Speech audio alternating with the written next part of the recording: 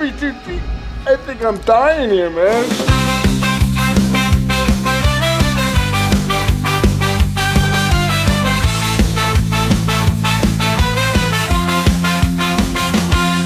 Through the haunted mansions and floors that creak, they lead us to the places from which we dare not peek. A journey through fear and the realm of the night.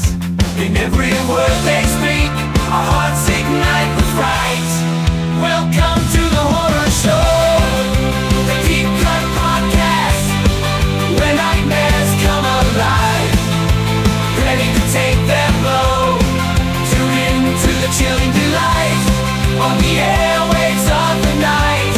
Let the darkness grow. Let the darkness grow.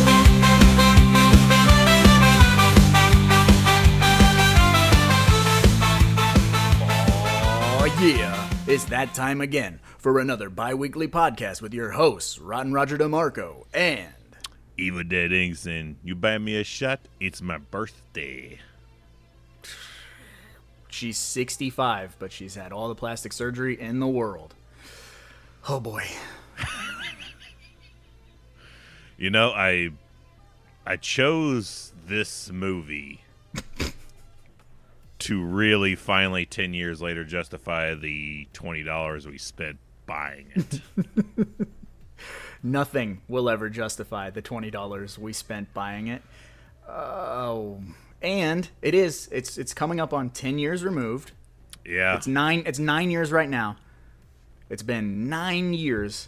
We don't have the prequel or the sequel. We just have The middle. the middle. Which I've watched this, I think, 3 times. Why?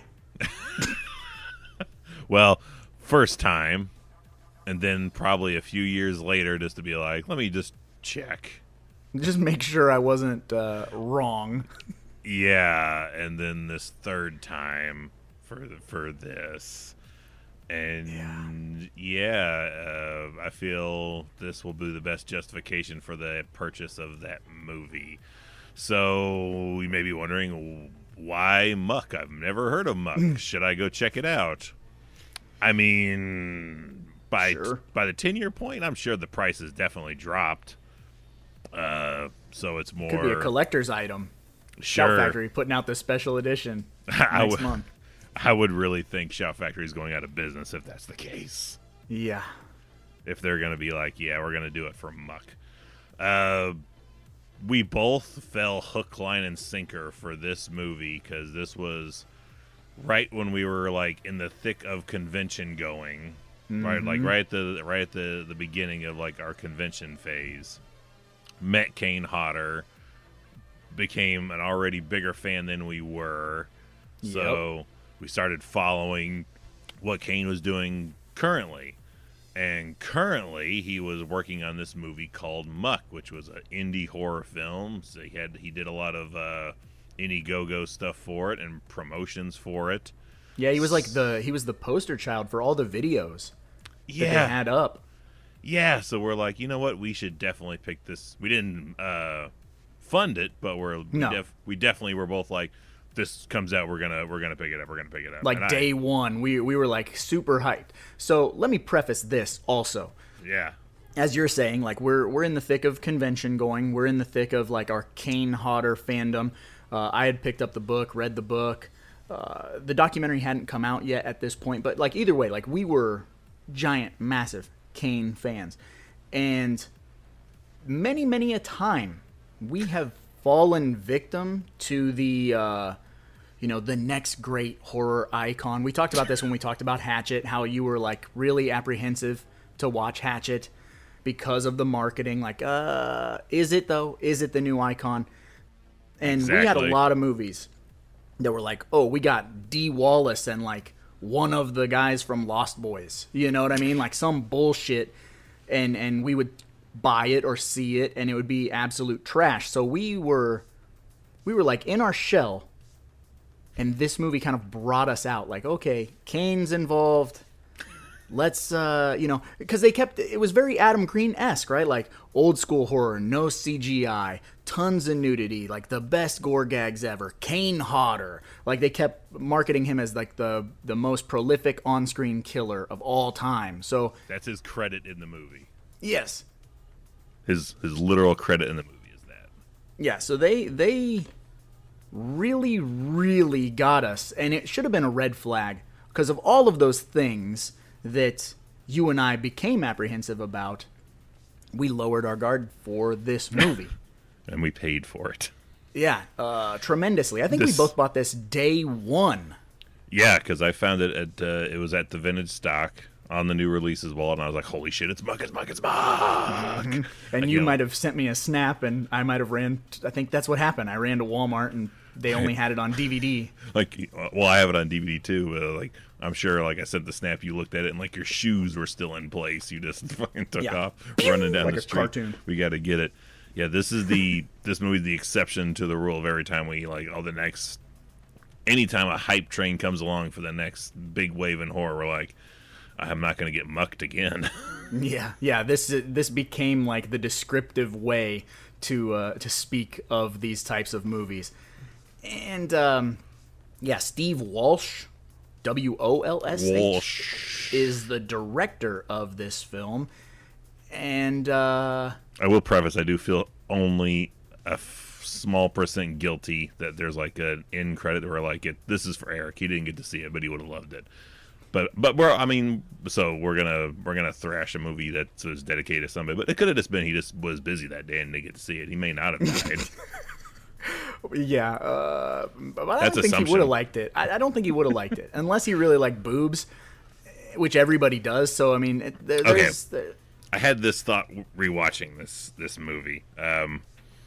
If you don't know Muck, it was like we said, an indie horror movie. Give a brief plot synopsis, right quick. I'll do my best, and I had to do this both times I've rewatched this movie. I had to re-explain what was going on to the wife because she did not remember, and then I think twice during the last viewing I had to remind her what was going on. But Muck is an independent horror film that got several ladies that won beauty contests, Playmate of the Year, and Kane Hodder, the most prolific serial killer in film history. Literally his credit there. Mm-hmm. I also feel like possible... Yes. Okay. Porn stars, maybe? They don't ever say they're porn stars, but a lot of it's like, this is such and such's first role, such and such's first, and then, like, I don't know. But shocking, I definitely I'm sure. feel like ladies of the night are the only ladies in this movie. Okay, and this movie was like, like Adam Green, we're like, I have an idea for a trilogy. Mm-hmm. We're going to do a trilogy. Like, all right, so how we want to film this? We want to film it. And like, no, we're going to do this shit like Star Wars. We're going to start right in the fucking middle. So we're going to shoot the second movie first. And then we'll leave them hungry for watching the prequel and then the epic conclusion, which we've never got. But No. 9 years, no, nothing. Not So- a whisper. So it's a lot. So we just start with like 5 college kids that have already been into some shit. They're in the marsh, muck, dark, wet, muddy. They find like a model house that looks like it's like everything looks super new, like this, like they're not supposed to really be there. Yeah, like a show house with like fake fruit. Exactly. So we have one injured. They make it into this house. One takes off to find help, which means he's going to run down the street. He runs like 3 miles. He runs, across town to one of 2 bars. And even the bathroom bars are like, is this under construction right now? Like, everything looks like nothing's finished in this bar. Yeah, it's all just like bare plywood. Yeah, the dude gets in there. Instead of calling the police or legit assistance, he calls his cousin, who is drunk at another bar with 2 ladies. like, come help us. We're at this particular, like, he's not even like, meet me at this bar and then we'll go. He's like, no, meet me at this house in this random location. I'm going to run all the way back there now. Yes. Runs back there, and in the meantime, the group is being terrorized by, like, the B-roll of the villains in The Descent, led by Kane Hodder, and they all have apparently legitimate names. We don't know that until the credits give them names. And corduroy jeans. They are the albino cave hoax, which is a Ren and Stimpy deep cut. But I wanted to say this, dude, because I was going to say your description of them is spot on, but I was, when I was watching it, I was like, you know who they look like? They look like the lead baddie from that shitty House of the Dead movie. Yeah. They look just like him, dude. Little bit. Yeah, so they literally are just like shirtless, bald albinos. With a lot of scars on their body. Jeans. Yeah. Not even jeans. They look like they're like Native American pants. Like they look like rawhide tied together on the sides with fringe. I don't know, but the cousin and his two lady friends take off. They encounter these creepers, as they call them. That's such a weird, and then they like really latch on to calling them creepers. Yes, and of course we get whittled down to just a few of the surviving late teens, early 20s left. Teens, yeah.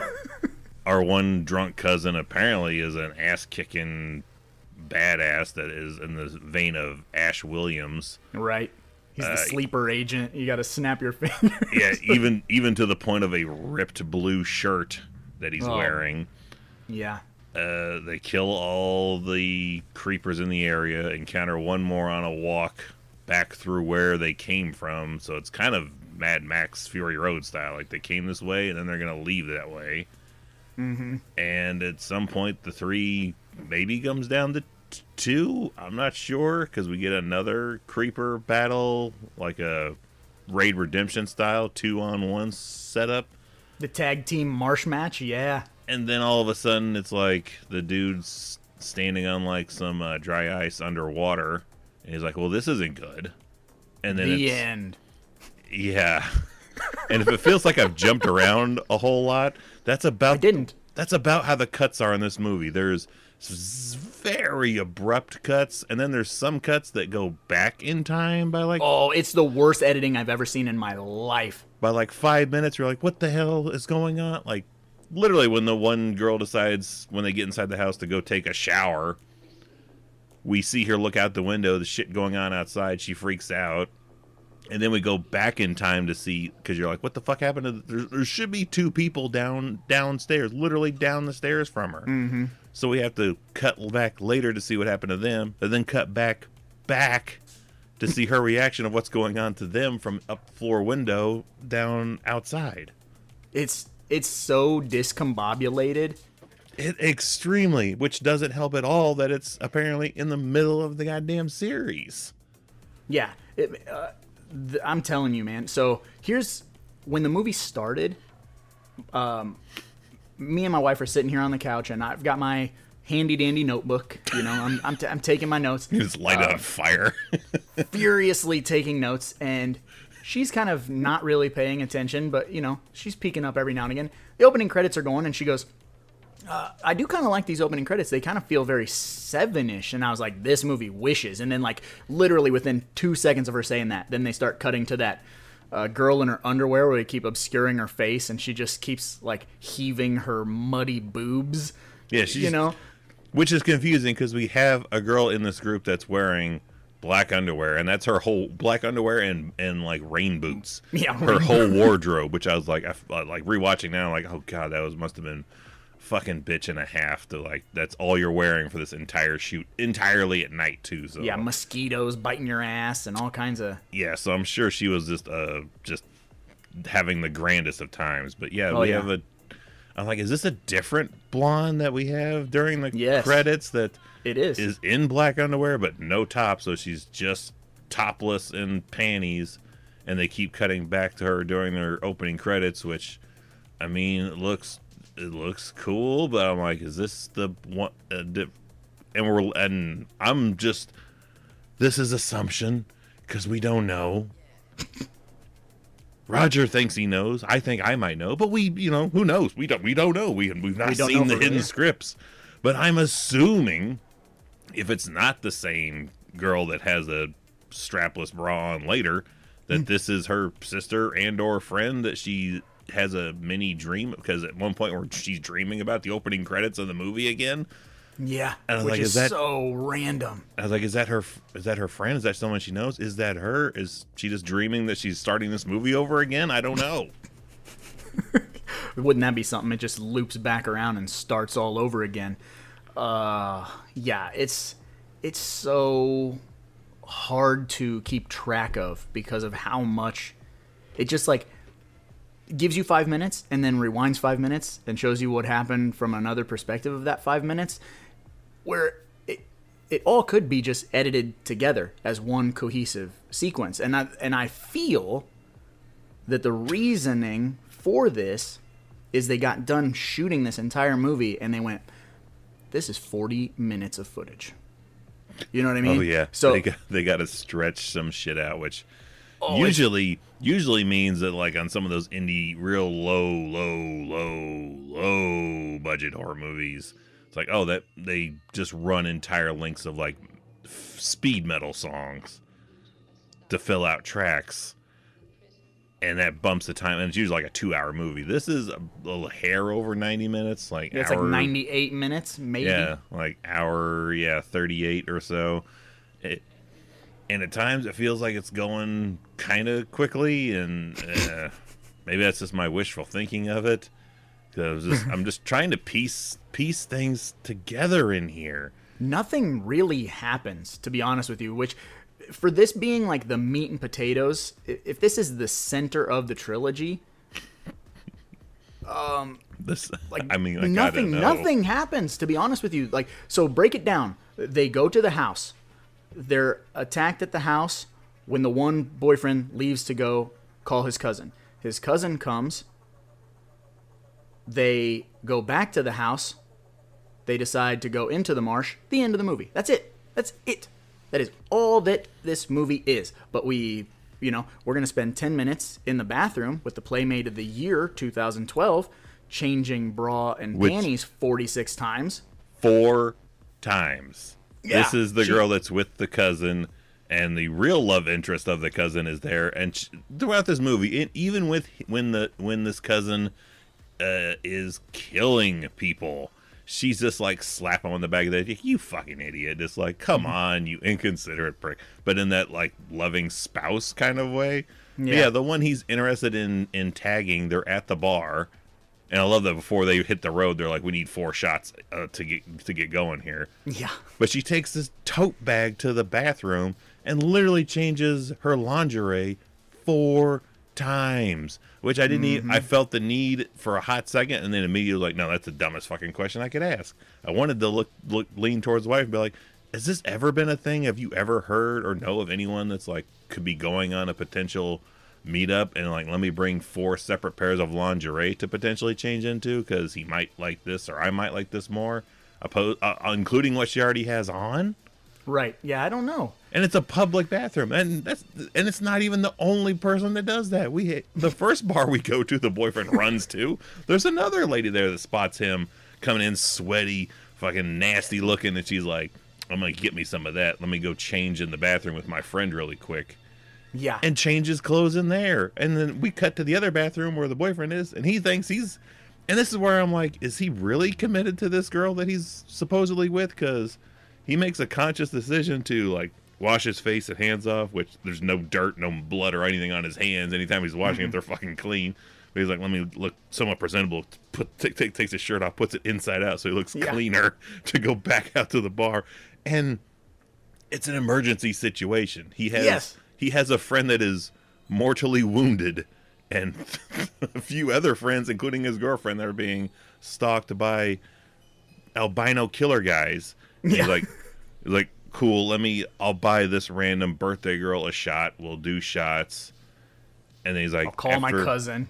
Calls his cousin, makes the run back, and probably the scene that infuriates me more than any other, he runs back past the house where another like super hot lady is changing clothes, also just in underwear. He literally puts on the brakes, stops, and like, oh, like you literally hear an audio. Oh shit!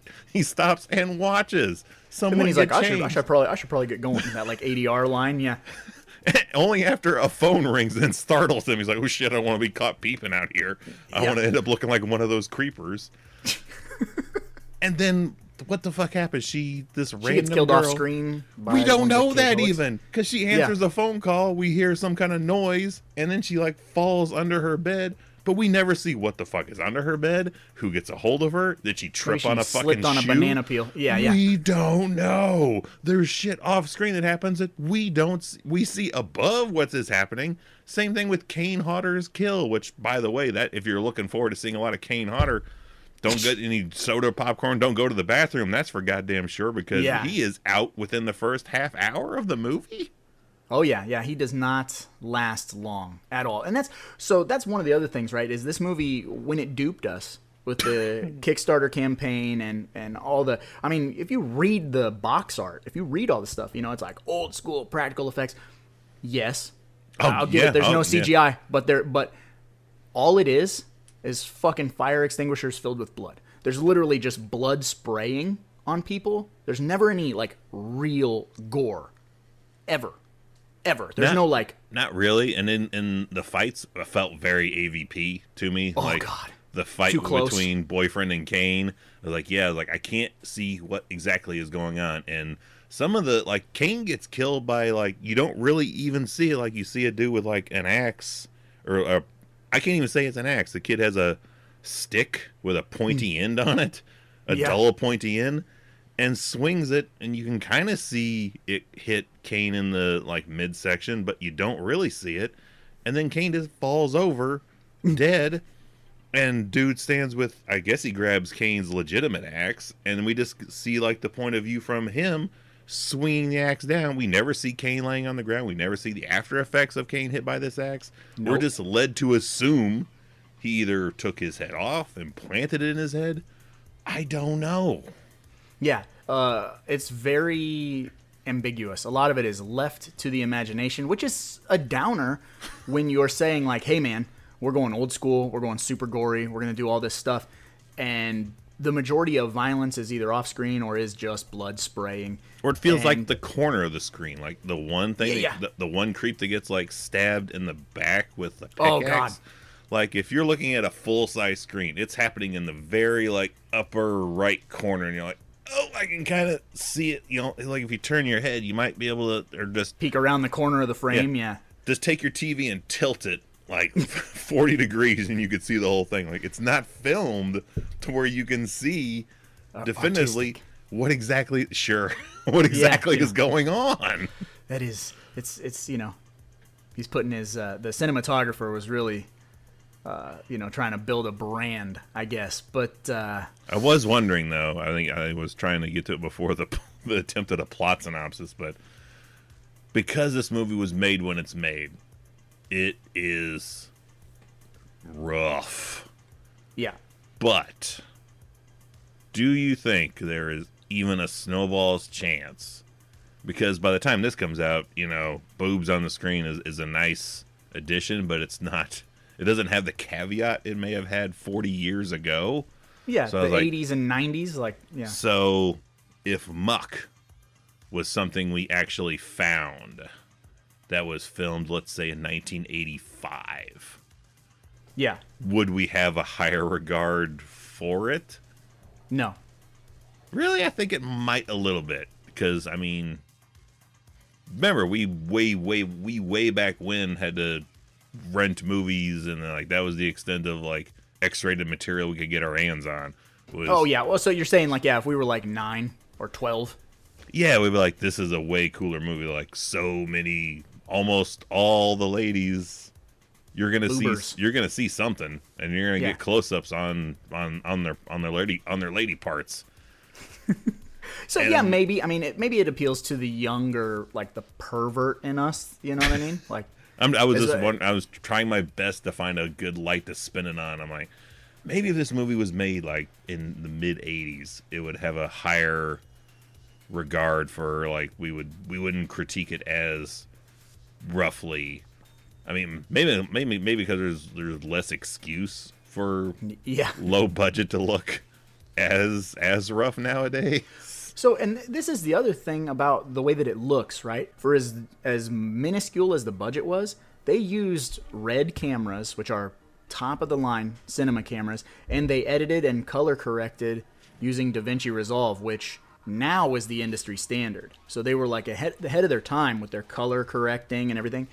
Visually, and not cinematography wise, because we were talking about shit being on the corner of the frame or too close or whatever. Yeah. Like lighting. It looks clean.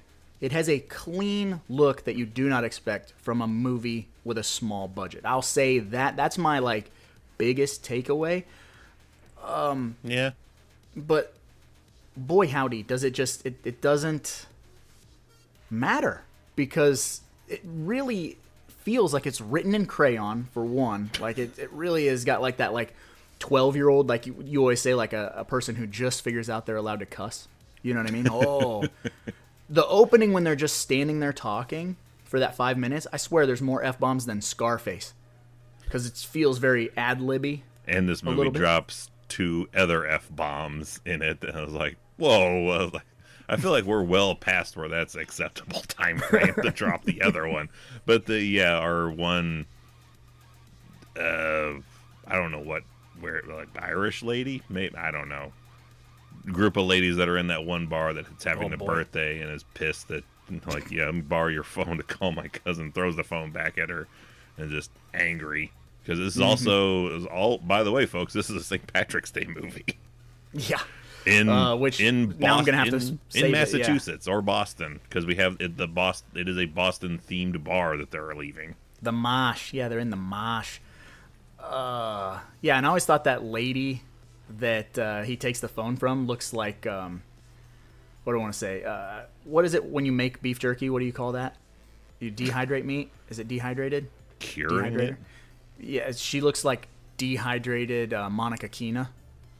Oh, I was going to say jerkified, yeah, dehydrated, but the girl from the Weird Science TV show and Kingpin. Yes. Yeah, she does look a little bit like her, which, yeah, that's kind of also very Monica Keena-esque. Big lips. A little bit, but yeah, and I'm it's just the edits, I think, is the biggest. Because, yeah, like, there's spots where it looks clean, looks nice. I can feel, like, the sticky, messy look of our one girl in her underwear. I did get a slight chuckle when she does accidentally stab one creeper with the pitchfork. She is just caked in blood, and then happens to be standing in front of a lawn sprinkler.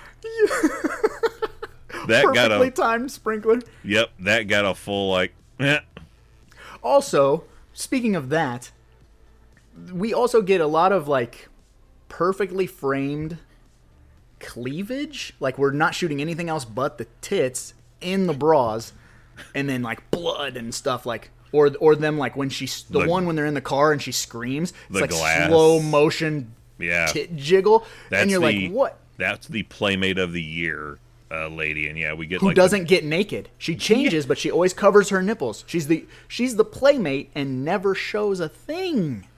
Yeah, we get a lot of like her looking at her own butt shots though, but yeah, we get some like real like big chunky fake glass like flying through this car screaming, and yeah, we get a whole like second and a half close up of the boobs in a bra just bouncing like doo-doo. Yeah. So it feels like Robert Rodriguez, right? It feels like Planet Terror, but Planet Terror has heart and soul. And that's what I was saying when I was watching this last night, and you may disagree. But now that I've heard that you have watched this 3 times. Over 10 years. Yeah, okay, so, but still, my brain is still a little like, whoa, I'm having trouble with the number 3. That you will watch this 3 times, but in the past 10 years, how many times have you watched Toxic Avenger? You know what I'm saying? Zilch. And let me say this, because you were talking about if this movie was made in the 80s, would we have a higher reverence for it? Maybe, perhaps. But I feel like had this been a trauma movie, it would be better. Because it would be funny when it would be there would be. It feels like the trauma movie that got away. I feel like if Lloyd Kaufman had something to do with this, the comedy would be spot on, and then we would actually get gore.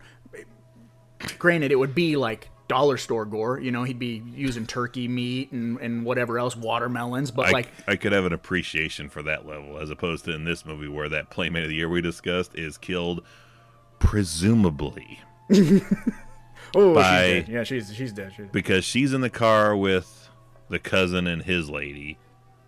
Muckers run the car, and at one point flip the car over after they pulled the other two out. Sure. And I can't exactly remember if the Playmate gets pulled out of the car. I think she does, because they start. Yes. Because they have a tendency to pull ladies out and start ripping their clothes off. Yeah. But they pull her out. She's on the side of the car, and then we're just led to believe, because we never see her get pinned under. Yeah, get mooshed or pinned under this flipped car. Nor do we see the after effects. We just hear the cousin be like, "Yeah, I think she's dead." But we never cut to any, not even a like pile of goo anywhere. Like nothing. Again, shit. A character has been presumably killed by a flipped car on top of them, and we're not sure exactly how it looks or went down. Yeah. Again, they shy away from all of the proverbial money shots. Sure, they give us a lot of cleavage, but like, we want some violence, man. Is that cut up to the edits though? Because another edit that I could, if I'd had a soda, I would have thrown it in the air. Is just out of like, what the fuck moment, is they're in the house, the cousin, the two girls, the now single boyfriend, they're in the house. Muckers break in, they take the underwear girl upstairs, like she's chased, and then she's grabbed from upstairs. She's just gone. Yeah, the other two of our characters are blocking the door because they're trying to break in two doors. So we have two characters that are trying to keep doors blocked. The only character who's not doing anything at the moment is the drunk cousin from the bar. Cousin. The badass. He sees the underwear girl get yanked into another room from upstairs. He sees it. He sees it. Yes. He stands downstairs and continues to drink a bloody bottle of Jack Daniels. Does not go to assist her, does not go to help her. Or help hold the door shut. Just keeps drinking while he, quote unquote, I'm thinking, is looking for a weapon. Which I love. He's also like, maybe we should burn this place down if I just had a match. He's standing by a roaring fire. Yeah. With alcohol. With bloody alcohol in his hand. But he just kept drinking. In a moment where somebody is snatched in viewpoint. He sees it. He sees it. Yes. And does nothing. So we're talking about the edits. Because that moment, I'm like, is he going to do something? And like a beat. Oh, cut back then. No. Just take another shot, a swig of alcohol. I'm like, are you fucking kidding me? No, nobody does anything in this movie at all of worth. And also, so when it comes to these like action sequences or fights or whatever, I know we talked about how it's got the AVP syndrome. It's filmed really close. Sometimes it's hard to make out what's happening. But also, the problem for me is, at least when I'm watching AVP, I feel there's like a sense of urgency. There is a sense of violence. There is a sense of something frenetic is happening. When you watch Muck, I don't know if it's the staging of the fight sequences. I don't know if it's the camera angles, whatever. It never feels threatening. It never feels intense. It just drags. It feels like just fucking drags so hard, dude. It's a puzzler because the very last fight, our Raid Redemption fight, it's the two cousins versus the one where should I was like, this should have been Kane. Why the fuck wasn't this Kane? Yeah. They're fighting this. They didn't have the budget for Kane. For that, you want me to stand in water? Nah. in a fight sequence, I don't think so. But that fight sequence, at one point, the mucker like throws Mother mucker. our first guy into like a log. Like, he looks like he's laid across it like Arnold Schwarzenegger in Predator. Like he's just chilling on it. Which it looks like it. He doesn't look wounded. He doesn't look dead. He doesn't look like everything. It's like he's like 2 seconds and he'll be back in the fight. But they just pan over to the other cousin using a shovel. He loves that shovel. Oh, God. Whipping the shit out of this mucker in the water. He sinks. And then they just go off. Him and his lady go off. And 2 seconds later, the movie ends. But like, there's no like checking on the cousin they came with. We don't. Something yanks him underwater. You must have missed that like half a second of frame. I guess one of the few times where this movie's like, I better be paying attention, because if you're not, you're gonna miss something. You probably fucking looked at your wife and went, "What the fuck?" And then it was, I mean, literally something pulls him underwater, and that's why he's like, whoever fight me, whoever took my cousin or whatever. Blah, blah, blah. Like, it's so stupid. Yeah, it didn't even sounds like, where the fuck's the third one at? I have one redeeming factor for this movie that I do want to throw out. My absolute favorite, best, unequivocally the best thing that happens in this movie, the thing that got the biggest reaction out of me, that I want a gif of more than anything in the fucking world, so somebody make it happen, is when that dude runs back to the house and then his girlfriend gets fucking yeeted through the window. She flies like 42 feet and skids on the ground. And he's like, again, he thinks it's his buddy that kills him. She's thrown out a window from inside, and Butt booty ass naked. We spend an inordinate amount of time, like, he's not looking back to see where that came from. Because she didn't jump through that shit. Clearly she was like Jason Part 4 thrown through a window. And that's even a weird scene, because like our one wounded guy is laying out like horror movie tropes of like, she's kind of bitchy but kind of smart. Like, this one girl, she'll probably survive.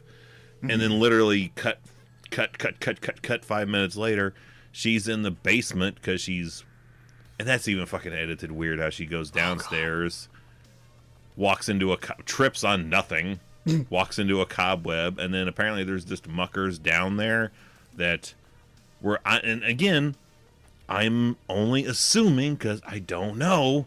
She has her arms stretched out because I'm like, okay, is there a mucker on each side of her, and then a third mucker that's ripping all of her clothes off, which gets ripped off in like I Spit on Your Grave style slow motion? And oh yeah, like, are we to assume that there was a 3-on-1 situation here? Again, we don't know, because it just cuts out of that to 20 minutes later, she's just thrown butt-ass naked out a window.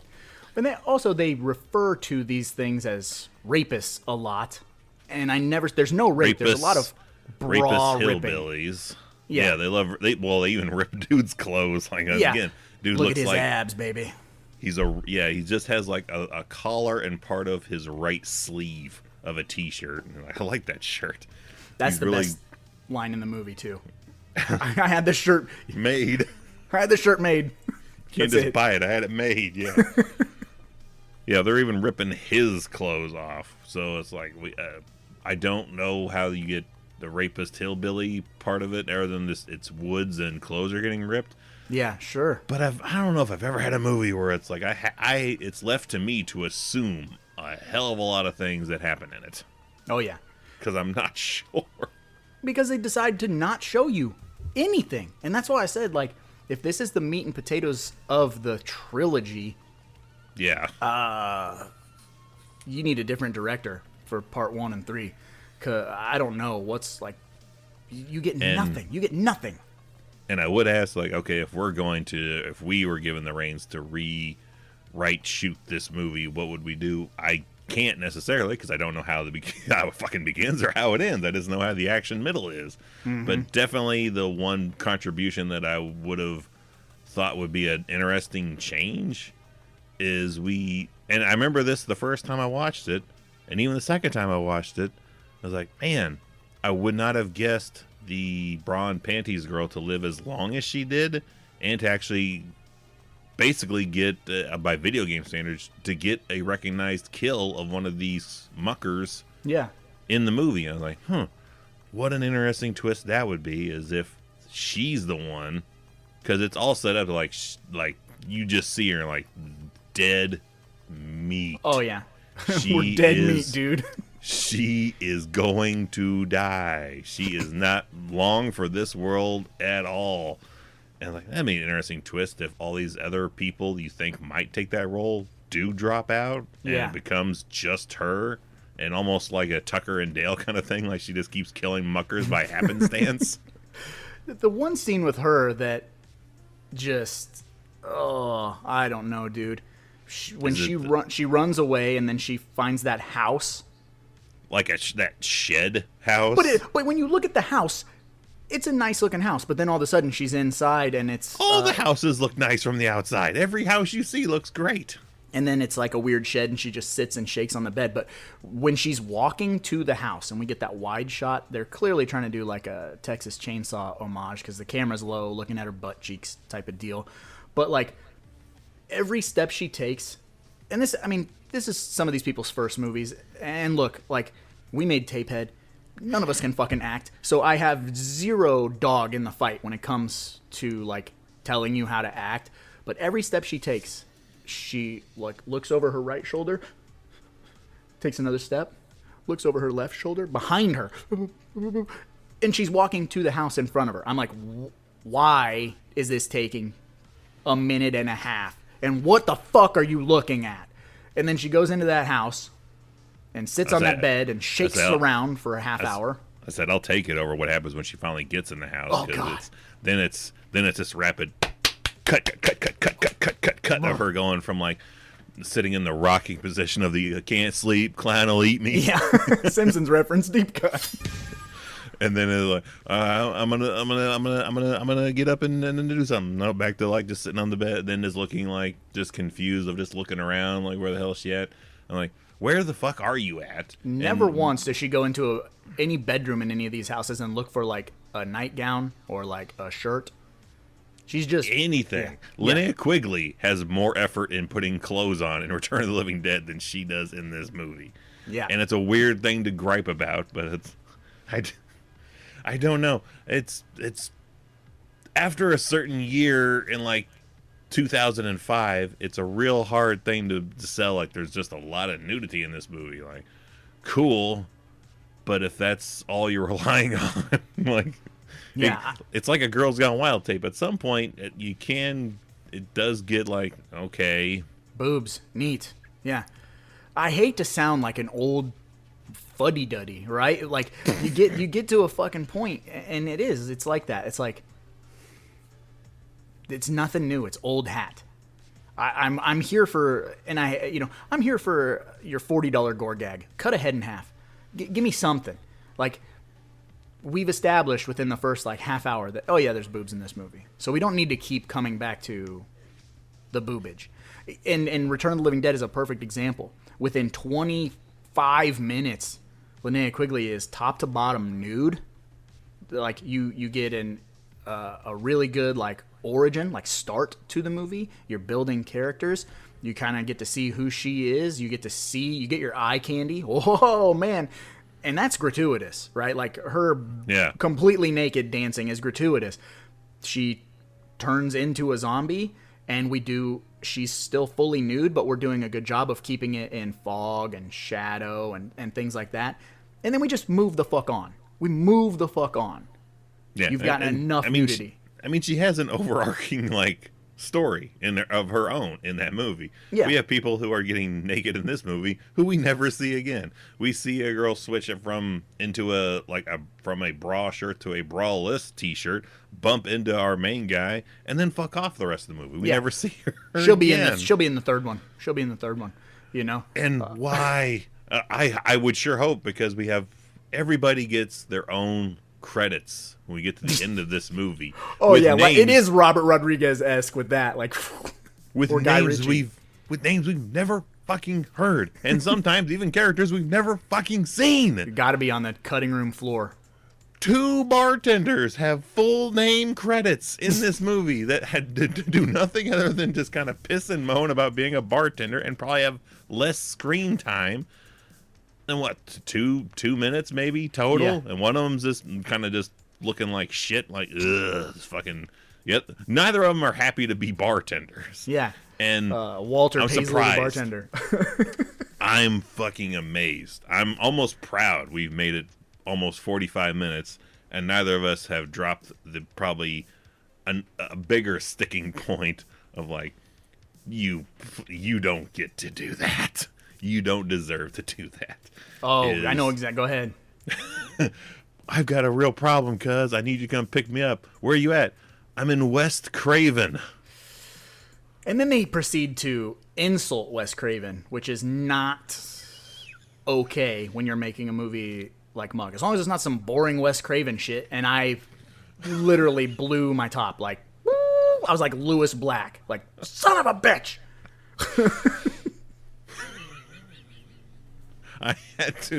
I did not remember that from the either previous 2 viewings. I had to rewind and put subtitles on. I was like, is he saying Wes or West?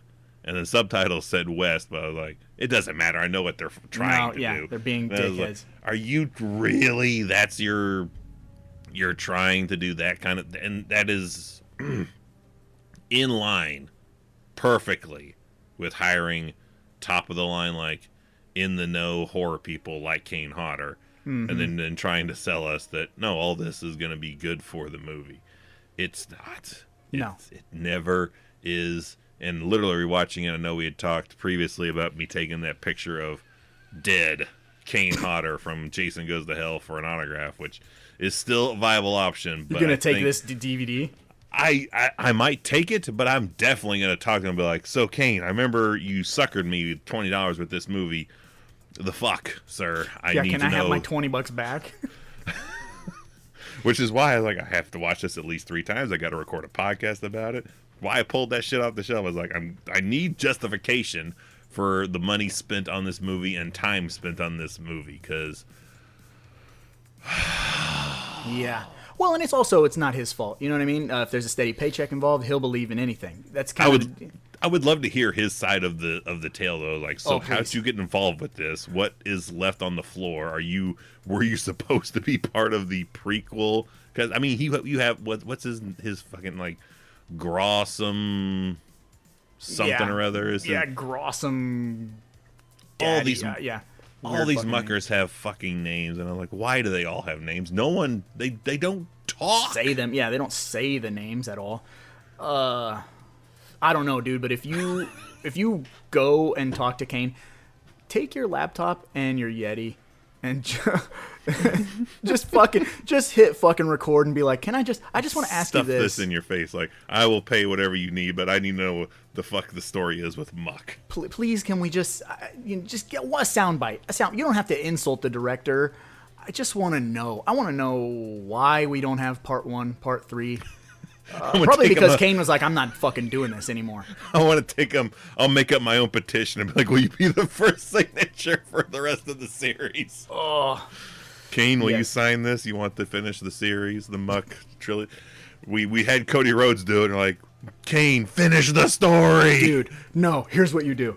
Get a bunch of different colored Sharpies and have everyone put a bunch of fake signatures on your Rondell Dale Branch, Fiasco Smithereens, on your Muck DVD cover, and then get real excited when you meet him. Be like, you're the last signature I need. I've got everybody from the cast of Muck. This is my favorite movie. This is my shit, man. I brushed my teeth to this movie.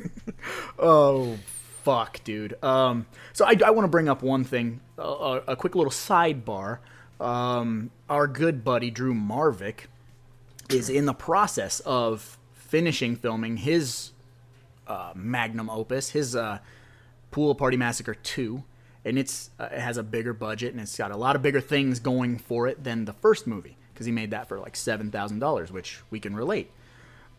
He got Liquid Death to sponsor his movie, so they provided the cast and crew with drinks, boy. which is what I had to bring that up because my I know where you're sidebar. going. I know where you're going. I need to do some research to find this out, but there is a blatant Red Bull sponsorship thing in this. They Whoa. say the goddamn slogan. Yeah. Boy, you really like Red Bull, don't you, Evil? It gives me wings. Fuck my life. Like, That seems more like obligatory than literally them parodying it on Holliston with Adam eating a Butterfinger. that's what I'm saying, man. That's why I say it feels like it's written in crayon, because it so feels like a 12-year-old just getting the keys to the kingdom, right? But not understanding how to run a kingdom. Like, it's wow, we because we also get no explanation on the rest of that setup, because we go to that cousin's car, which is apparently an unmarked old taxi cab. It says cab on it. He has no license plate for it, and apparently has to lift the hood and do some hooplery under the hood to get it to actually run. And the then, fawns, you just smack. yeah, he lifts the hood. He can't start the car. Lifts the hood. We don't see what he's doing at all. And then the car just starts. And then apparently he also has issues keeping that car running, because he is idling at that one point, looking at the 4 muckers in the road, and the car just dies. It just dies right there. They got scared. And it's such a shit car that even when they show up, the other dude is literally standing over his dead girlfriend's nude corpse. Post launched out a window, and he's like, "Yeah, that car was a piece of shit." And the other cousin has taken the drape off that he put over her like a body bag, just to, like, respect she's dead, just cover this up. He pulls it off her to wipe his face off, which then prompts his would-be girlfriend to be like, "Dick, what are you doing?" Like, what? It don't matter. She's dead. Yeah, she's not doing anything for me. Like, the dialogue is fucking rough. I mean, if it was just done maybe differently. I feel If like it was done, better, it'd be better.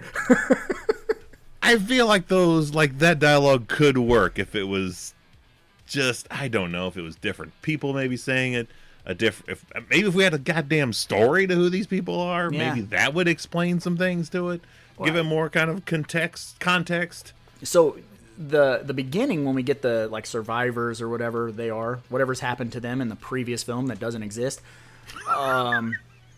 and they're going kind of back and forth with their banter before they go into this house, we're introduced to a guy who technically seems like he's going to be the lead, and I was just calling him Tryon Reynolds, because he literally is acting like Ryan Reynolds, the guy that's got the stab wound in the flannel.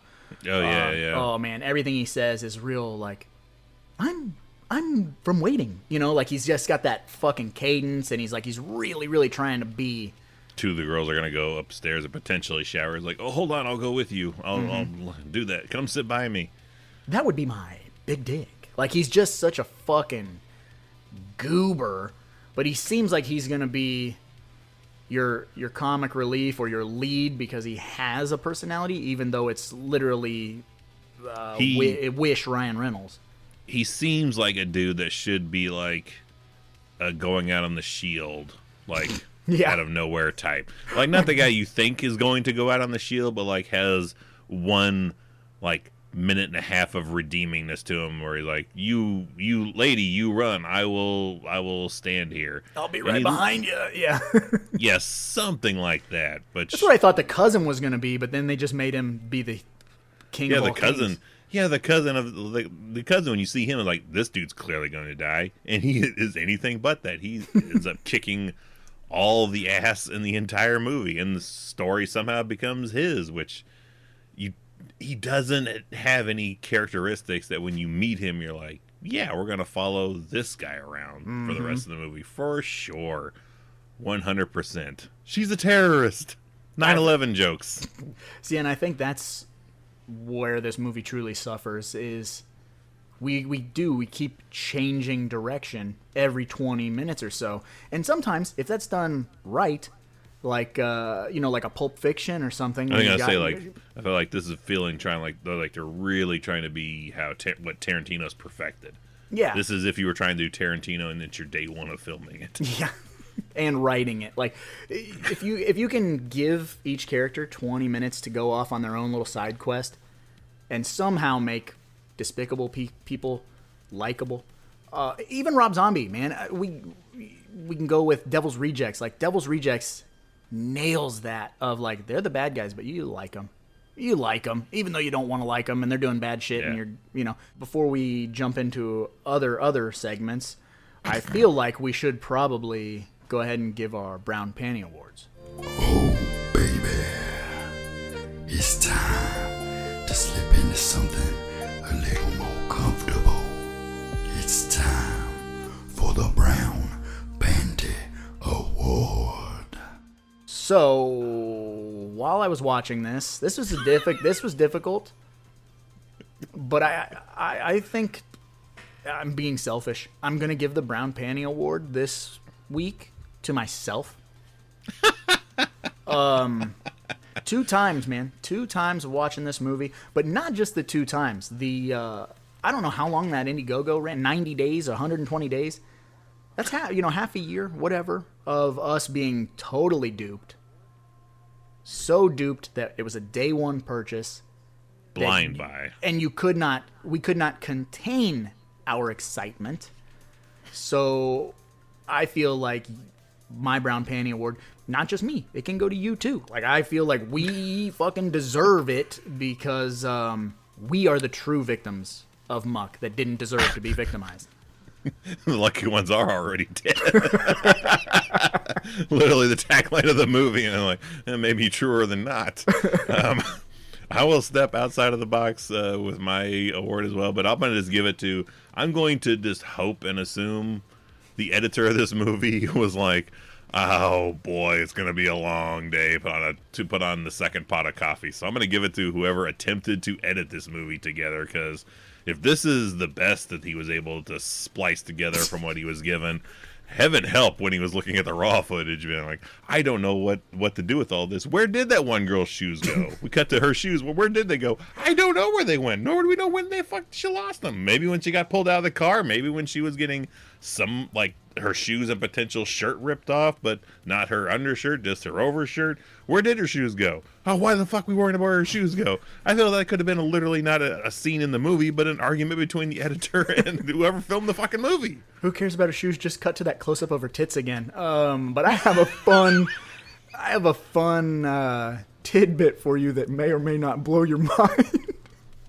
Because there's not much research that I can do about this movie, so I don't know. No, even when you look it up on YouTube, like stuff, you get a couple of like short videos, and probably a couple reviews. Not even reviews. I just see like a few trailers, a Red Band trailer, and then I think a couple of behind the scenes of I don't know if it's their director, but somebody, 2 people behind the scenes and one of the muckers, and they're doing like a faux, like scaring a Halloween kid in full makeup kind of a thing, which I didn't even finish watching. I was like, this is not what I'm looking for at all. No.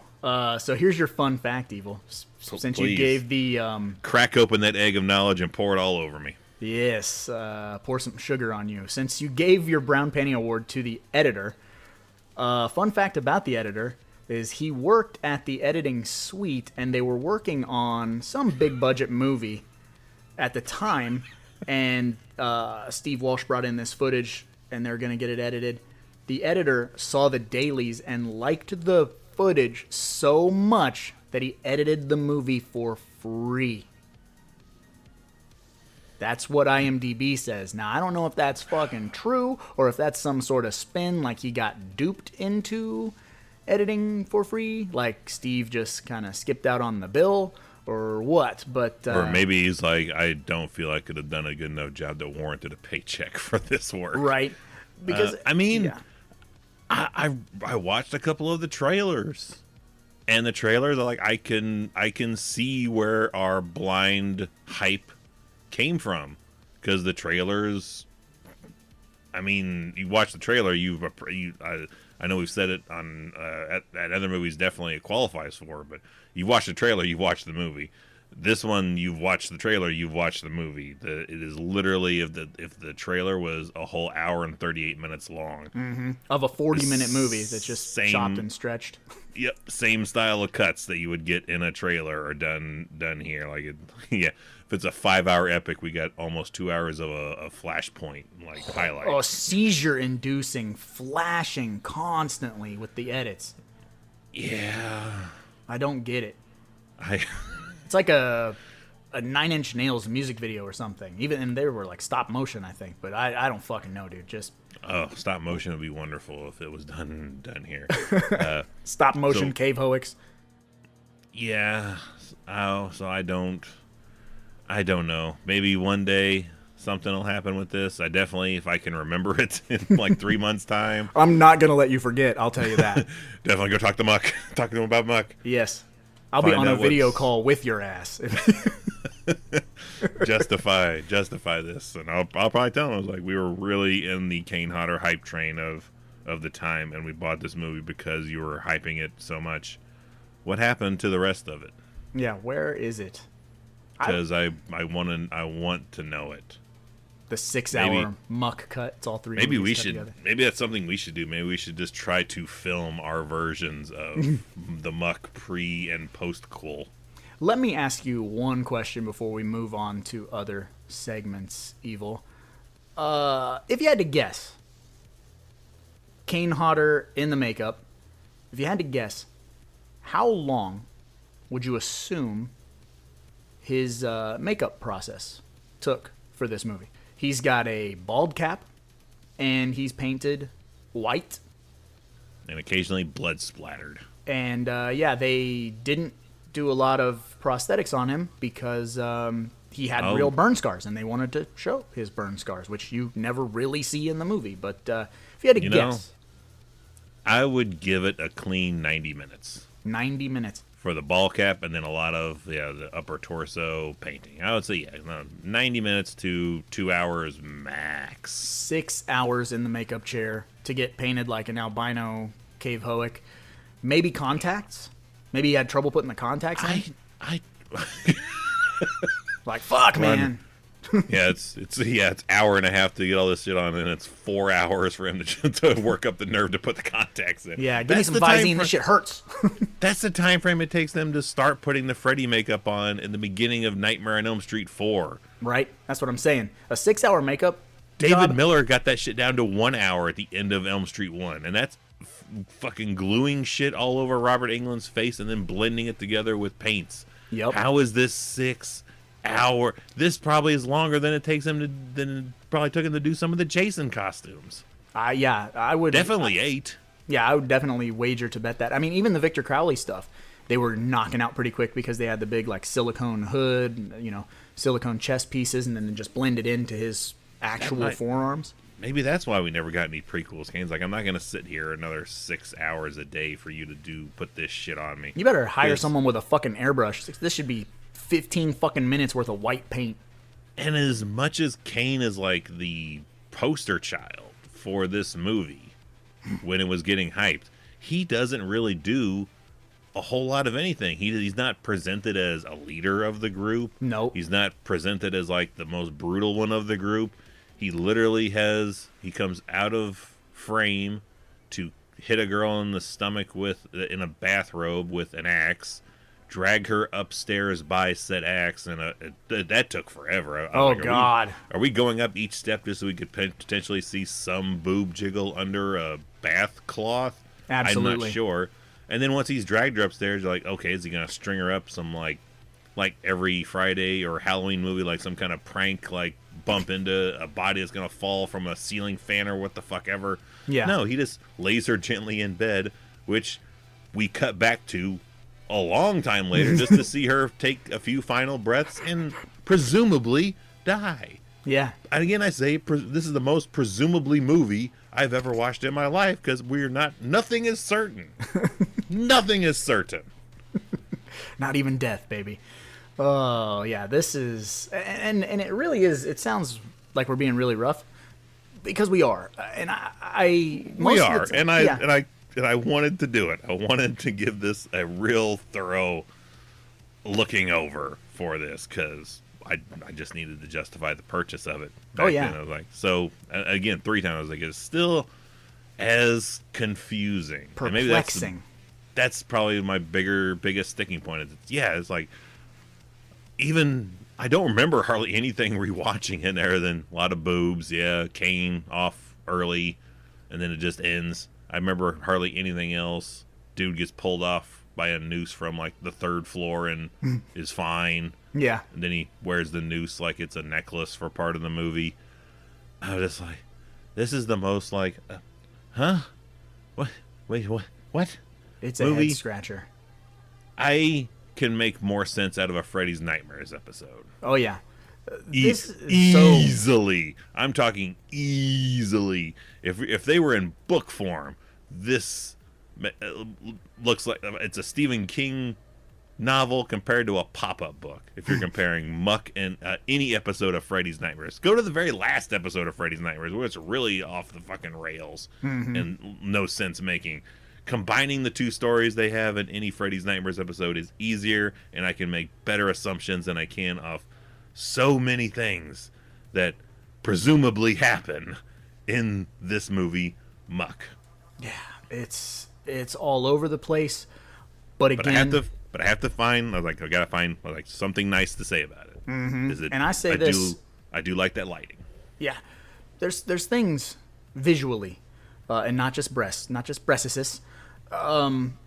that work, but a lot of it doesn't work. And hopefully, with us doing this podcast, the people that didn't know this existed can go and watch it. And I mean, we were really hard on it, but it's like deservingly so. I'm not, I'd really try not to shit on movies, but this is, you just have to see it to believe it. If the day comes where in my mind's eye we hit the epitome of success and we are at some point doing road shows where we're just going to, we hate movie style, critique a movie as we watch it or post, this would be one of the movies I want to do because, oh my goodness, would it be so much fun to watch an entire audience of people try to make sense of this movie and then just pause it at random points and just discuss. Like, yes, I would very much like to Joe Bob Briggs what is going on in this movie with a whole bunch of people, because it is something else. And I would also like to sit down with the director, just ask some questions, That would be really fun to be like, what, like, I'm really not trying to be mean about your body of work, but I gotta know things, man. I feel like that'd be a double-edged potential sword. Like, we would want to for the comedic aspects of finding stuff out, but then we probably would feel really bad about stuff that hurting he would tell us and be like, you know what, we're just gonna champion this movie instead now. 5 stars, 4 stars. We start selling it at all of our. I'm not opposed to doing that anyway. Buy all the copies of Muck and then spread the Muck. We bought 50 copies of Muck on DVD. See if we can get it on like Zavvi for like a discount. Buy it in bulk or some shit. I don't know. But anything else you want to say before we move on to these next segments, Evil? No, I mean, check this movie out. I would, if you can stream it, just try that to watch it. Like, I would not really recommend spending an exorbitant amount of money on it, just in case it's something that's out of print. It's like, oh, it's $40, $50. If it's one of those like out of print, like, oh, they talked about it, it's a rare movie, well, I mean, we got to get it. Don't go that far. The slip cover's bumpy though. It feels good. The slip cover is cool, and I know that's a selling point for some folks, not necessarily for us, really. Yeah, no. But should the day come where it comes across your radar, give it a watch. See what assumptions you can make. Let us know what assumptions you can make off of it.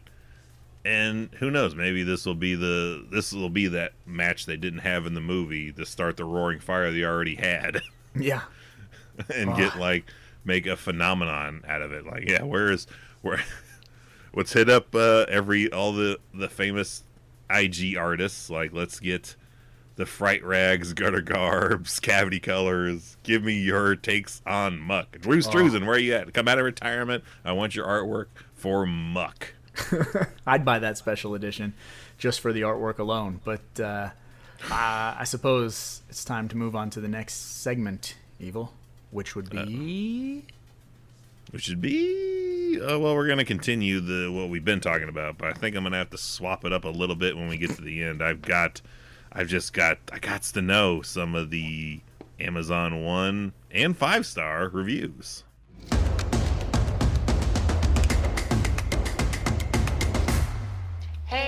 All right, we'll start. We're in traditional ground where we'll go through our 1 stars, like Benway.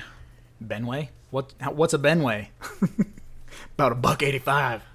Ben went that way. June 6, 2015. 1 star. Not even networks worthy. Unbearable. Wish I could rate it a half star. Like a huge music video. Made it 40 minutes in before I had no other choice but to throw it from my second floor apartment to the street below, which was a very cathartic, having wasted $9.99. Oh, that's great. He threw it out the window like Kane threw that girl out the window. Presumably. Claudia Robinson on April 5th, 2015, 1 star. New drinking game. Oh, shit. I'm liking it already. Made this movie experience into a drinking game. Every time we saw a random TNA, we drank. You died.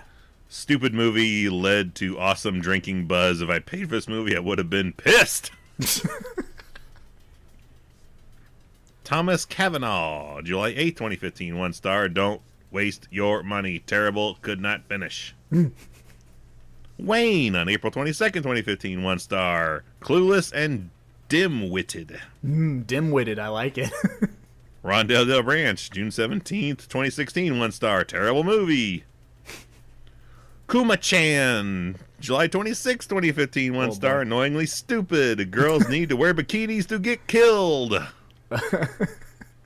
Stiller, April 29th, 2015, 1 star. Terrible mess. The worst incoherent movie. Characters were obnoxious and unlikable. True. D. Piper, August 10th, 2015, 1 star. Well titled, caveat emptor. Dreadful, but not real dread in it. Stacy, March 26th, 2015, 1 star. No! Horrible movie. Please do not waste your time on this.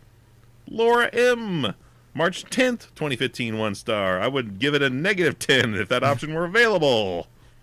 2015, is that so? That's when it came out, right? So a lot of people got duped. A lot of these reviews are from right when it came out. I mean, it has to be. I don't know. I don't really remember anybody post this movie coming out being like, you know what, that movie from 8 years ago, let's give it a shot. Brent on May 16th, 2015, 1 star. Is this Rash all right?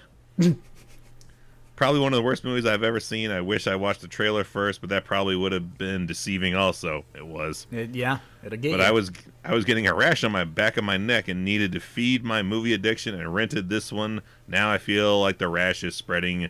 Don't go to that dark place like I have and watch this. Oh, the movie's giving him a rash.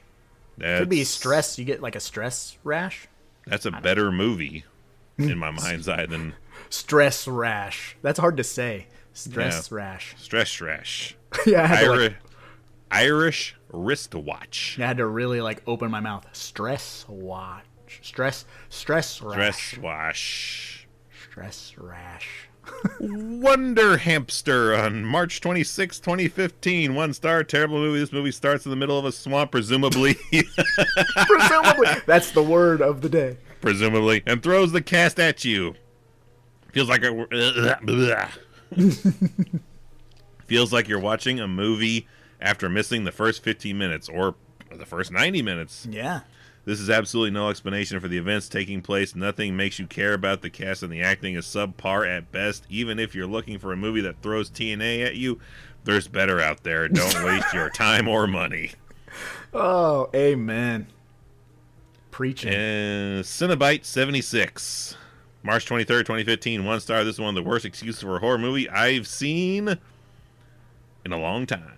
It's clear they didn't give a shit about telling an actual story here. Instead, they focused on long shots of breasts, sophomore jokes, and relied on the fact that they had a nice camera to shoot with. It's like a bunch of frat brothers said, hey, I got an expensive camera. Let's make a horror movie.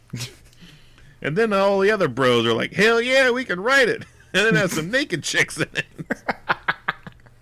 We don't know. We don't know anything about telling a story or anything about horror, but let's put a lot of breasts in it. I'm okay with nudity in horror films when there's an actual reason to have it, but this is beyond stupid. There's no reason for anyone to waste your time or money on this. Nice. I'm actually infuriated that I have to spend money, that I spent money on this. I turned it off 20 minutes in, and I'm still pissed off about it. This is me talking about Halloween Ends? Part of that review, I think, could have easily been the back cover of this. Oh, yeah. Yeah, no synopsis, just that. Yeah, like a bunch of frat dudes are like, you know what, we should do this. Let's do this. By the way, probably this is a 3... Go ahead. I was saying, it's probably not far off. I don't know how old Steve Walsh was when he made this movie, but feels very like a young guy. This is also a 3.5 out of 5-star rating on Amazon, still rocking a $20 price tag. Oh, no thank you. So it's increased $10 since we picked it up. So 5 stars. Let's see here. Chris Edwards, May 13th, 2024. So this year. Wow. Okay. So just a few months ago, a month ago. Yeah, 1 star. Chris Edwards says 5 stars. It was great. It was great. That's a purchased review right there, homie. Tessa Whitaker, March 7, 2015, 5 stars. Muck, yeah. And I'm a chick. And I'm a chick? I have to admit, I have no idea what I was getting myself into in purchasing Muck, but I am really glad I did. Judging from the trailer, I was convinced this was another movie with hot, half-naked chicks running around, and as a girl, I was pleasantly surprised that it was way, way more. The dialogue is really funny and pretty clever. One of my favorite scenes is when one of the actors points out, based on how many people were left in basic horror story math, they were all goners. That's in the beginning of the fucking movie. Mm-hmm. Another interesting note that I had is the amount of hidden gems in the background of the scenes. The production company with an O did some shameless plugs, which I thought was both clever and entertaining. I recommend this movie full-heartedly. I definitely have never seen anything like it. 5 people are like, that is helpful as fuck. Wow. 5 people got duped into spending $20. Yeah. Bradley Covell. April 19th, 2023.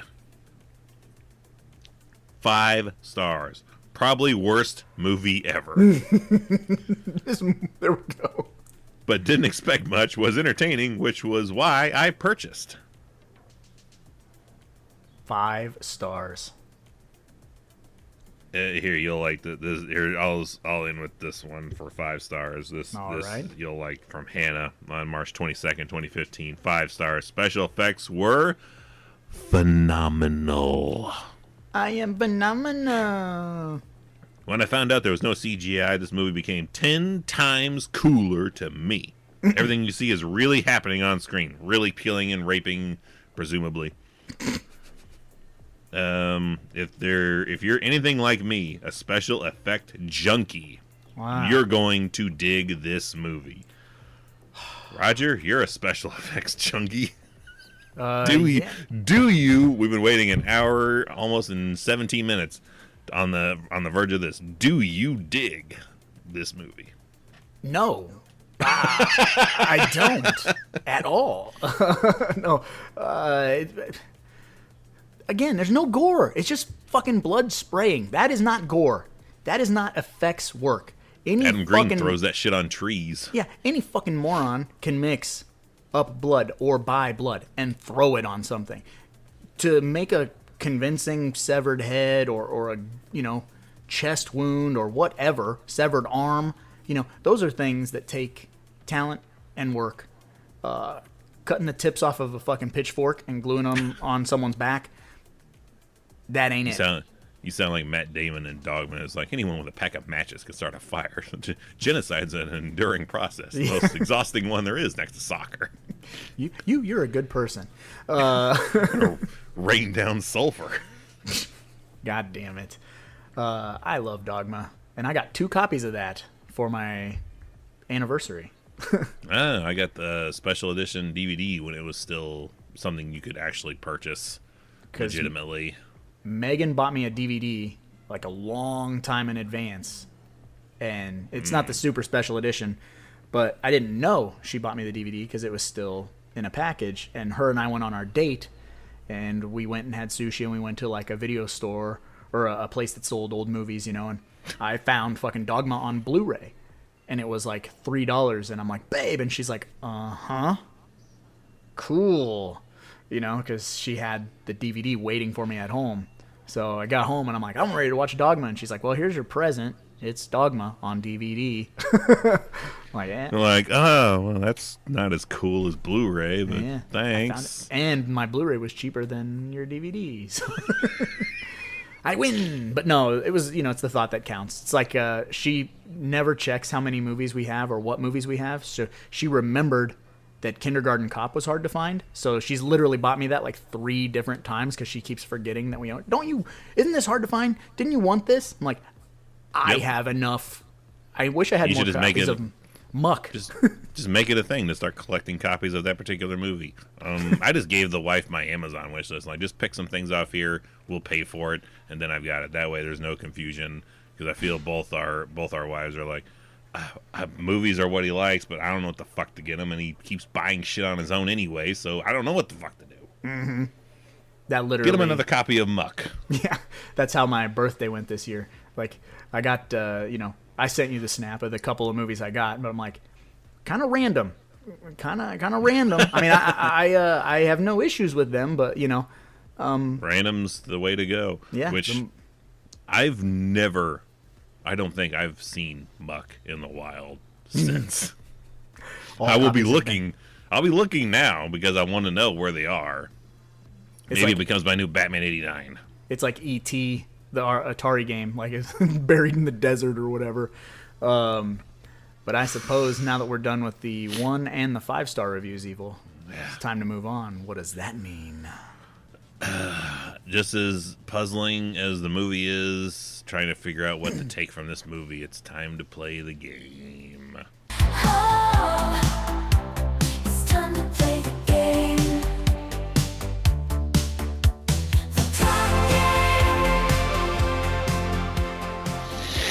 It's all about the game and how you play it. And I like this t-shirt. I like this shovel. I don't know.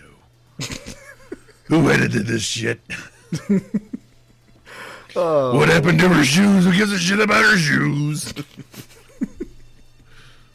I'll buy you a drink. Yeah, that's right. It's time to play the game, and if you're new here, welcome, but you're probably scratching your head asking yourself, what is the game? Well, the game is a deep cut, in and of itself, where you gotta pick a prop from the movie that we are covering, but it can't be a well-known prop. Muck is not a well-known movie, so I'm just gonna say the props you can't have are, you can't have any muddy centerfold titties. Whatever. You can't have them. I don't think anything's off the table for this. I Right. think all is fair game. Everything is a deep cut. Yeah, if we thought Ghost in the Machine was deep, this is deeper. Yeah, I'll just take another copy of the movie. That's a deep enough cut. I'll go first, Evil. I think there's nothing cool in this movie. When I thought of things to take out, like, I would not be surprised if he was like the receipt, so I could say I did buy it. And here's proof of it. We don't need to bring ink and paper into this. Mitch We Hedberg. We do. deep cut. If I had the receipt, that's what Kane would be signing. Like, I paid $20 and tax for this. And you can movie. see the date too. Like, it's release day.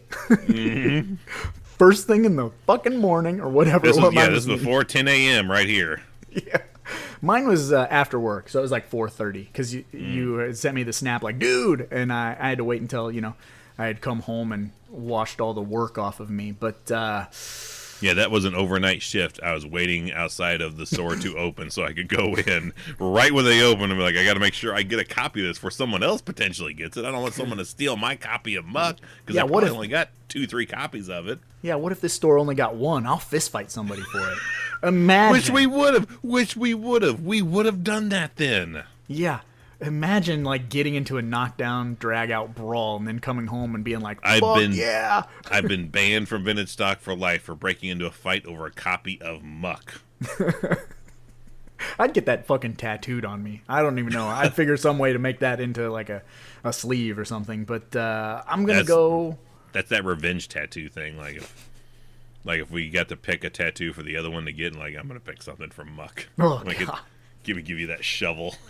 Yeah, and speaking of the shovel, that's my prop pick because I wish I could go back in time, which I probably will end up rewatching this. Now that you've watched it 3 times, I feel like I owe it one. Need to match it. I need to count how many times the word shovel is spoken in this movie because... I'm going to give it 6. I'm going to say 6. It gets pretty gratuitous towards the end of the movie. It's just like, hey, my shovel. Where's the shovel? I love my shovel. That's the shovel. I love when that one chick is looking for the shovel and she's moving. It's in the water, and she's moving the water like it's sand. Like she's like trying to open up the water by just both hands, like swish, swish, like as if that's going, like the water's just going to be behind her. Like it's not sand. This isn't working. Tape head reference deep cut. Yeah, and I was like, that's not how water works, but okay. Yeah, not at all. Just kind of comes right back. I feel like I'm getting nowhere. No, dig up, stupids. That's where north is on a map. It's always up. Deep cut. Yeah, what do you got? Did you want the shovel as well? Did we? No, I've always thought it was fucking kind of cool how he wears the noose around his neck like it's a necklace for a while. So I'm like, I'm gonna take his broken noose. All right. Oddly enough, both center around our unlikely lead who gets introduced 30 minutes into the movie and becomes the best thing about the movie. I guess. I used to hang out with somebody that I felt very much was like could have been that guy, which maybe was how like I tried to convince myself there's good in it. When I watched it the second time, I'm like, no, this is kind of like my friend Nate a little bit. Like I feel like he could have been, if he was in a horror movie, this would have been him. So I'm back when I'm trying to find ways to justify rewatching and being happy about the purchase made for it. Yeah. Is there I feel many? more justified now. There's more. Yeah. I feel good now. Like I will look at this every time I look at this on the shelf now. I'll be like, it was fun talking about it for an hour and a half. Not fun watching it for an hour and a half. But maybe if it was in person, it would be more fun. Oh God, yeah. Together, I think you and I would. It'd be like when we watch Ticks. I mean, but Ticks is a phenomenal movie. But a screening of this would be fantastic. Yes. Well, perhaps in a few weeks we just do that. We're gonna watch Muck again. Yeah. Here we go again. Again. Oh God damn it! What would you call the other movies? Would they be just another one word, like dirty sounding word, like muck, filth, dust? I don't know. Yeah, it'd have to be. Or would it be pre-muck and then muck, like machete, like mucker, mucks again? Like -1 muck and then +1. I don't even know. I did have a secondary option for a prop I was going to take, and it was in that video I watched on YouTube. There's a what's the word I'm looking for? Like a T-shirt for the crew, a crew shirt. Okay, yeah. And it was in the style of St. Patrick's Day, and it says "Muck me, I'm drunk." Nice. With a classic "I'm drunk" like green shirt, looking like a St. Patrick's Day shirt, but it's that muck that's on the slip cover over where it would say "fuck." So muck, nice. Muck me. I'm like, you know what? I really, really, really would wear that shirt. Yes, the Like cast if and crew shirt. I come across that shirt in real life, I might just send that idea over to Atomic Con and be like, can you make this terrible ass shirt that you only will sell 2 copies of? Or to Elliot's wife. Oh gosh, yeah. Knock it out. Can you make this shirt because nobody will get it. This is the deepest of cuts shirt. This is a crew shirt from Muck, man. Dude, here's what you do: get that shirt made before you meet Kane. Listen, for real. Get that shirt made and then do the faux signatures on your Muck slipcover. Wear that shirt to meet Kane and be like, dude, yeah, I was on the crew. and be like, I had no idea what the fuck was the first movie I ever worked on, man, carrying cables and shit. Like, and remember, I tripped over your foot. There's some weird. I brought you a sandwich one day. Yeah, or something. and you'd be like, I don't fucking remember you, but you, like, dude, let's build a whole lore. We did this once with the maggots, with Kane and we did. And we got him with it. He'll buy anything. CJ. Oh, dude, this. CJ's there too. So then I didn't go to CJ. Be like, you know what, CJ, this fucking idiot over here believed this shit. I worked on the movie Muck. Then I'll go over to not Douglas Tate, but Ken Kersinger and be like, Kane, idiot. Dude, this is the greatest long con in the history of long cons. Get on it, right? Find the screenshot of that fucking shirt. Have Elliot's wife make it. Let's go. Amy, right? Amy. I keep calling her Elliot's wife. That's disrespectful. Have Amy make the shirt. Amy and her Not Your Basic Creations. Yes. On Etsy. Dude. This is the best. This is the best possible outcome that could have ever happened from rewatching this movie. And if you don't do it, I'm going to cry myself to sleep forever. This has to happen. Yeah. This has to happen. We will see what we can do. And I can't wait to go to CJ and Kent and be like, Kane, what an idiot. I was fucking third key grip on Muck. Yeah, it was actually my house that they used for one of the long shots. Yeah, the main house was actually Steve Walsh's house. Number 7. I'll say my bathroom. My bathroom was the one they used. There you go. Yes. Yeah, I'm from wherever the fuck. West Craven. I went from West Craven. Yes. Oh, fuck. This is the best ever, dude. I'm so hyped right now. You have no idea. Things you would never think to say about Muck. No. But it's literally an hour and a half. So we've almost talked as long as this movie is. Mm-hmm. But I suppose on that note, Evil, we should probably get going because, after all, there's a lot of movies out there and somebody's got to watch them. So why not us, right? Could tell me I was walking into a nightmare, Noah. I would have jerked off first. Our times have come here, but now they're gone. Seasons don't fear the reaper, nor do the wind, the sun, or the rain. We can be like they are. Come on, baby, don't fear the reaper. Baby, take my hand. Don't fear the reaper. We'll be able to fly. Don't fear the reaper. Baby, I'm your man. La la la la. La la la la. Thank you for listening to the Deep Cut Podcast. There's a new episode every 2 weeks. Fun. You can find it on Spotify and all major podcast apps. Don't forget to let us know your topic. Every 2 weeks, there's a new episode. So rate us and subscribe to the Deep Cut Podcast. There's a new episode every 2 weeks. Fun, yeah. You can find it on Spotify and all major podcast apps. Don't forget to let us know your topic. Every 2 weeks, there's a new episode. So rate us and subscribe to the Deep Cut Pod, to the Deep Cut Pod.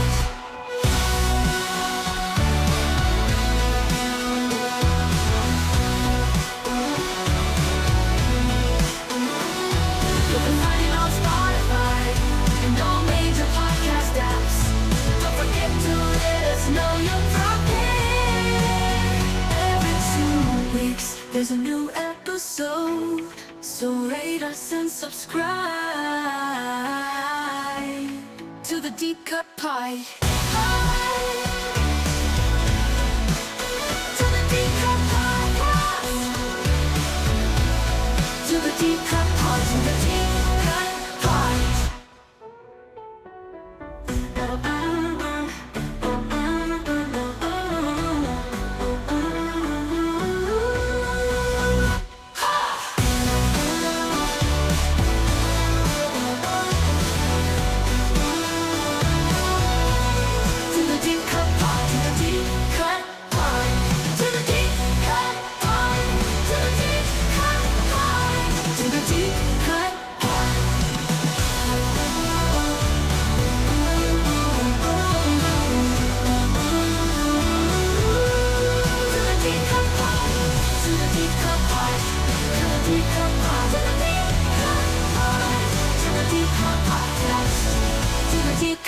Podcast.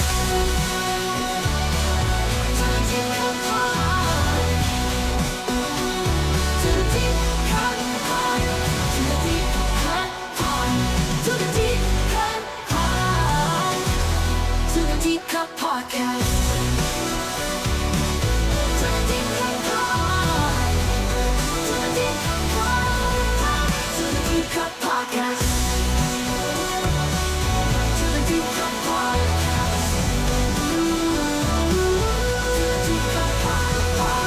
To the deep cut podcast. Every 2 weeks there's a new episode, so rate us and subscribe to the deep cut pike. To the deep cut pike.